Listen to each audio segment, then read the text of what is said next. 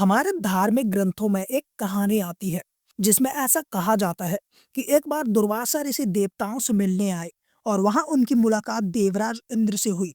उन्हें देखकर दुर्वासा ऋषि बड़े खुश हुए और अपने गले से फूलों की माला निकालकर उन्हें पहना दी। लेकिन अहंकार में चूर देवराज इंद्र ने वह माला अपने गले से निकालकर अपने ऐरावत हाथी के सूंड में डाल दी। इसके बाद जो कुछ भी हुआ वह देवताओं के लिए किसी बुरे स्वप्न से कम नहीं था और यहीं से नींव पड़ी हिंदुओं के सबसे बड़े पर्व महाकुंभ की। मित्रों, महाकुंभ दुनिया भर में इकलौता ऐसा धार्मिक पर्व है जहां एक बार में लाखों करोड़ों लोग एक साथ इकट्ठा होते हैं। ऐसा कहा जाता है कि महाकुंभ का दृश्य अंतरिक्ष से भी दिखाई पड़ता है और तो और इसे यूनेस्को ने भी वर्ल्ड हेरिटेज साइट करार दिया है। लेकिन यह महाकुंभ है क्या?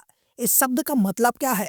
इसका दुर्वासा ऋषि और देवराज इंद्र से क्या संबंध है? क्या इसकी कहानी समुद्र मंथन से भी जुड़ी हुई है? तो आइए आज मैं आपको बताता हूँ महाकुंभ से जुड़ी हर बात जो आपको पता होनी चाहिए। दरअसल कुंभ शब्द का मतलब होता है घड़ा। इसे अगर धार्मिक नजरिए से देखें तो महाकुंभ का मतलब हुआ अमृत से भरा विशाल घड़ा। मित्रों, इस पर्व को धूमधाम से मनाने के लिए भारत के 4 पवित्र स्थानों प्रयागराज, हरिद्वार, उज्जैन और नासिक में महाकुंभ का आयोजन किया जाता है। और इस बार यह मेला उत्तर प्रदेश के प्रयागराज में लगने वाला है, जिसमें हिंदू धर्म के लोग काफी ज्यादा आस्था रखते हैं तथा देश विदेश से लाखों करोड़ों श्रद्धालु इस मेले में हिस्सा लेने के लिए आते हैं। इसके पीछे एक मान्यता भी है कि यहाँ स्नान करने से लोगों के सारे पाप नष्ट हो जाते हैं और उन्हें मोक्ष की प्राप्ति होती है। लेकिन यहाँ पर एक सवाल उठता है कि आखिर यह महाकुंभ मेला 144 साल बाद इस बार क्यों लग रहा है और इसकी शुरुआत कैसे हुई? तो दोस्तों, इसके पीछे एक दिलचस्प और पौराणिक कहानी बताई जाती है जो हमने आपको वीडियो के शुरुआत में सुनाई थी। आइए उस कथा को जरा विस्तार से समझते हैं। तो जैसा हमने आपको बताया कि एक बार दुर्वासा ऋषि जब देवताओं से मिलने पहुंचे तो उनकी मुलाकात देवराज इंद्र से हुई, जो अपने दिव्य हाथी ऐरावत पर बैठे अपने ही धुन में मग्न थे।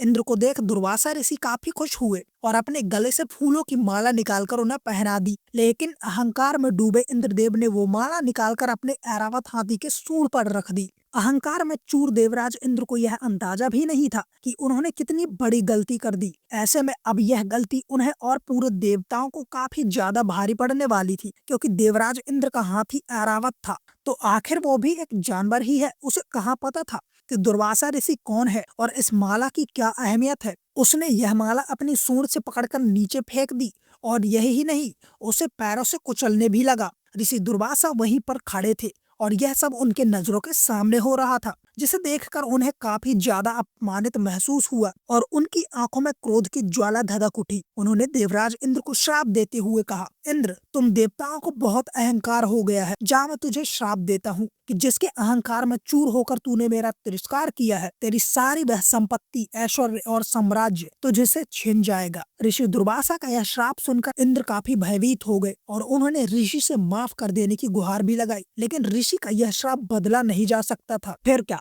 ऋषि दुर्वासा के श्राप का असर जल्द ही देखने को मिलने लगा। श्राप की वजह से सभी देवता काफी कमजोर होते चले गए और इसका फायदा उठाया राक्षसों ने। उन्होंने देवताओं पर आक्रमण कर दिया और स्वर्ग तथा देवलोक पर कब्जा भी कर लिया। अब अपनी लगातार खराब होती हालत देख सभी देवताओं के बीच हड़कंप मच गया। अपना सब कुछ गंवा देने के डर से देवराज इंद्र सहित सभी देवता भागे भागे ब्रह्मा जी के पास पहुंचे और सारी कहानी उन्हें बताई। लेकिन ब्रह्मा जी को भी इसका कोई समाधान नजर नहीं आया। तब वह सभी देवताओं को एक साथ लेकर क्षीर सागर में आराम कर रहे श्री हरि भगवान विष्णु के पास पहुंचे, जहां उन्होंने विष्णु जी को ऋषि दुर्वासा का श्राप तथा राक्षसों के आक्रमण की जानकारी दी। उनकी बातें सुनने के बाद विष्णु जी ने एक पल सोचा और फिर एक उपाय भी बताया। उन्होंने सभी देवताओं से कहा, आप सब राक्षसों की मदद लें और सागर का मंथन करें। इससे जो अमृत निकलेगा उसे ग्रहण करते ही आप सभी फिर से ताकतवर और अजर अमर हो जाएंगे। भगवान विष्णु से यह सुनने के बाद देवताओं ने राहत की सांस ली और उनका आभार जताया। इसके बाद वे राक्षसों से मिले और समुद्र मंथन के बारे में बताया। राक्षस भी अमृत की लालच में समुद्र मंथन के लिए तैयार हो गए। फिर क्या था, भगवान विष्णु की आज्ञा के अनुसार मंदार पर्वत को मथनी बनाकर उस पर रस्सी के जैसे वासुकी नाग को लपेटा गया और समुद्र मंथन शुरू किया गया। देवता और राक्षस वासुकी नाग के दोनों हिस्सों को पकड़कर एक साथ समुद्र मंथन करने लगे, जिसके परिणाम स्वरूप कुछ समय पश्चात ही समुद्र से तरह तरह की चीजें भी निकलने लगी। सबसे पहले निकला हलाहल विष, जिसके प्रभाव से पूरी सृष्टि में हाहाकार मच गया। ऐसे में पूरी सृष्टि को इस संकट में उबारने के लिए स्वयं महादेव आगे आए और उन्होंने उस विष को अपने गले में धारण कर लिया। इस विष के प्रभाव से उनका कंठ नीला पड़ गया था, जिसके बाद वह नीलकंठ के नाम से भी जाने गए। अब हलाहल विष के निवारण के बाद मंथन दोबारा शुरू हुआ, जिससे पहले सुरभि गाय बाहर आई, इसके बाद उच्च श्रवण, फिर कौस्तुभ मणि, फिर लक्ष्मी जी और उसके बाद ऐरावत हाथी और फिर अंत में खुद आयुर्वेद के जनक माने जाने वाले भगवान धन्वंतरी अमृत का कुंभ यानी कलश लेकर बाहर आए। राक्षसों ने जब अमृत कुंभ को देखा तो उन्होंने उसे छीनकर वहां से भाग निकलना चाहा। इसे लेकर देवताओं और राक्षसों के बीच तकरीबन 12 दिनों तक युद्ध चला। इस युद्ध के बीच मौका पाते ही इंद्र के पुत्र जयंत ने वह कुंभ लेकर भागना शुरू कर दिया।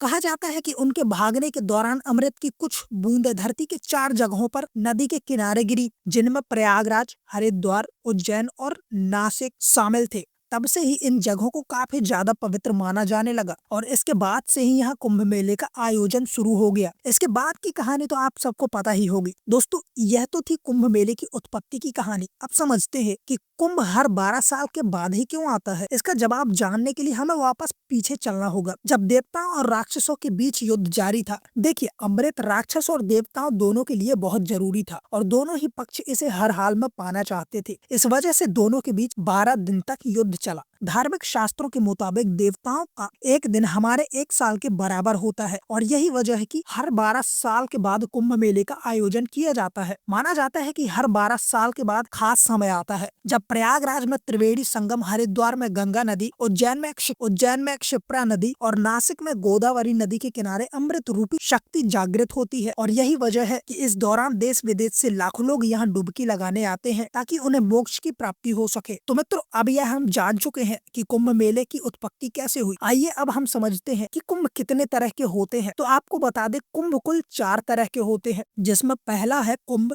दूसरा है अर्ध कुंभ और तीसरा है पूर्ण कुंभ और चौथा है महाकुंभ। कुंभ मेले का आयोजन हर 12 साल के बाद हरिद्वार, नासिक, उज्जैन और प्रयागराज में होता है। बारी बारी से इसे चारों अलग अलग जगहों पर आयोजित किया जाता है। वहीं अर्ध कुंभ हर 6 साल के बाद मनाया जाता है, जिसे केवल प्रयागराज और हरिद्वार में ही आयोजित किया जाता है। हर 6 साल बाद आयोजित होने की वजह से इसे अर्ध कुंभ कहा जाता है। पूर्ण कुंभ हर 12 साल के बाद प्रयागराज के संगम तट पर आयोजित किया जाता है। साधारण रूप से समझे तो हर 12 साल के बाद जो कुंभ प्रयागराज में मनाया जाए उसे कुंभ कहते हैं।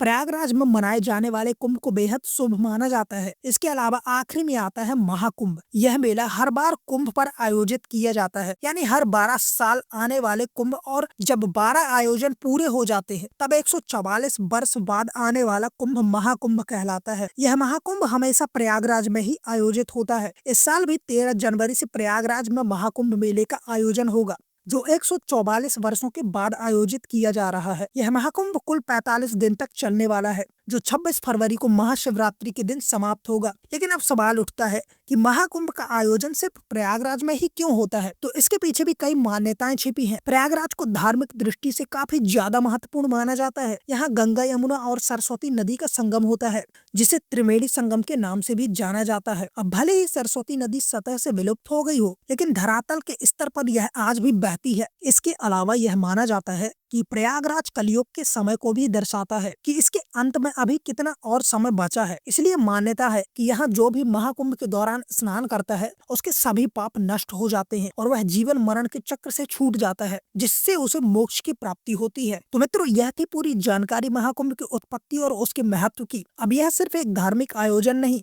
बल्कि हमारी संस्कृति, आस्था और एकता का प्रतीक भी है। अगर आप इस अद्भुत आयोजन का हिस्सा बनने जा रहे हैं तो हमारी शुभकामनाएं आपके साथ है।